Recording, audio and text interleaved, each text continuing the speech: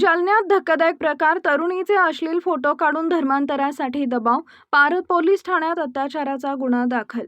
आज दिनांक 6 रोजी बुधवारी दुपारी 12 वाजता मिळालेल्या माहितीनुसार जालना जिल्ह्यातील भोकरदन तालुक्यातील पारध पोलीस ठाणे हद्दीत एक अत्यंत गंभीर आणि संतापजनक प्रकार उघडकीस आलाय.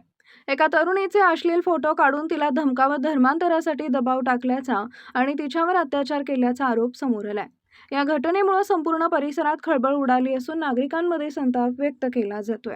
पीडित तरुणीनं दिलेल्या तक्रारीनुसार आरोपी शेख इम्रान शेख हबीब यानं तिचे अश्लील फोटो काढले आणि ते सोशल मीडियावर व्हायरल करण्याची धमकी देत तिच्यावर वारंवार अत्याचार केले.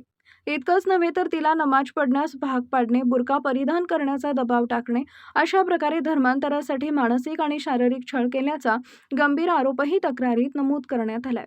तसेच आरोपीनं तरुणीला वेगवेगळ्या ठिकाणी नेऊन तिचा गैरफायदा घेतल्याचंही समोर आलंय.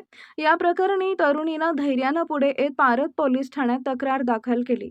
तक्रारीची दखल घेत पोलिसांनी तात्काळ कारवाई करत आरोपी शेख इम्रान शेख हबीब याच्यासह त्याच्या कुटुंबातील एकूण 4 जणांविरुद्ध गुन्हा दाखल केलाय.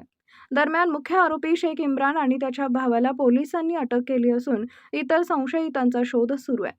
या घटनेचा तपास सखोलपणे केला जात असून संबंधितांवर कठोर कारवाई केली जाईल असा विश्वास पोलीस अधीक्षकांकडून व्यक्त करण्यात आलाय.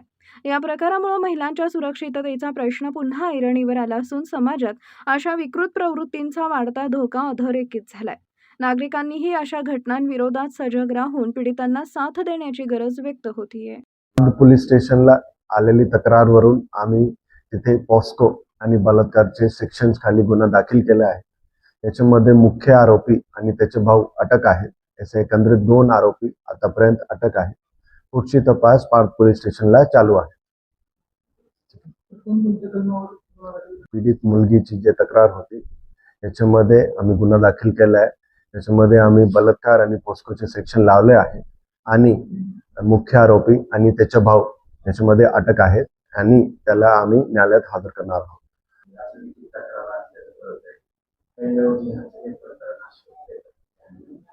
हो, दिलेली तक्रारमध्ये असा उल्लेख आहे की याच्यामध्ये मुस्लिम आणि हिंदू धर्माचा काहीतरी उल्लेख आहे.